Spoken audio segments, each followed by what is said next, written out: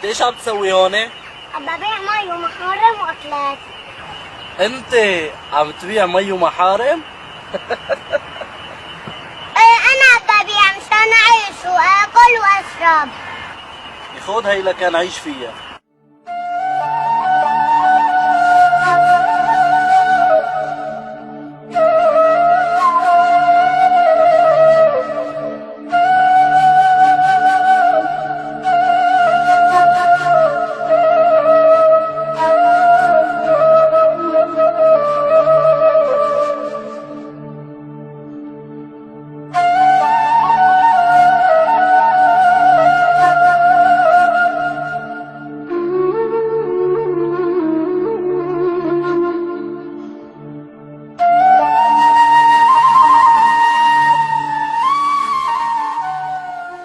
طز فيك وفي نصراتك. لا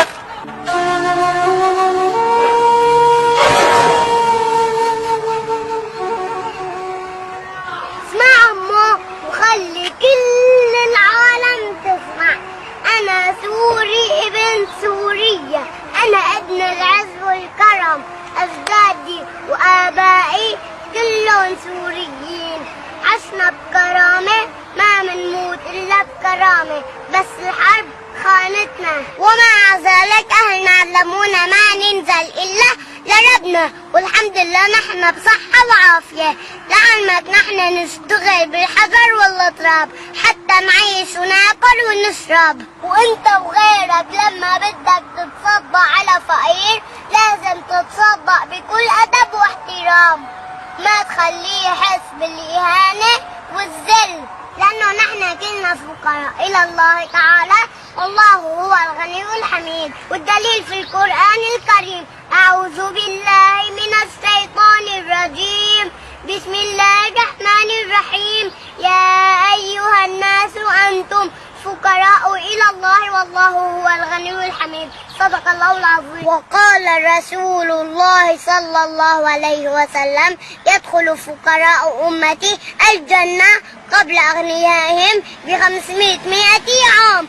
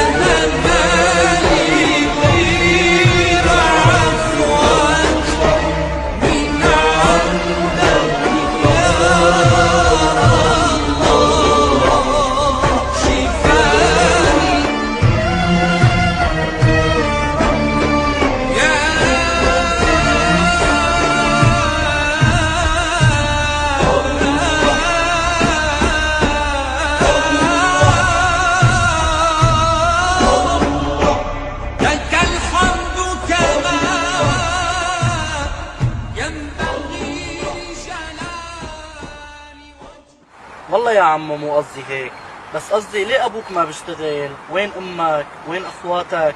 ليش تاركينك هيك لحالك؟ ماتوا كلهم بالحرب بسوريا.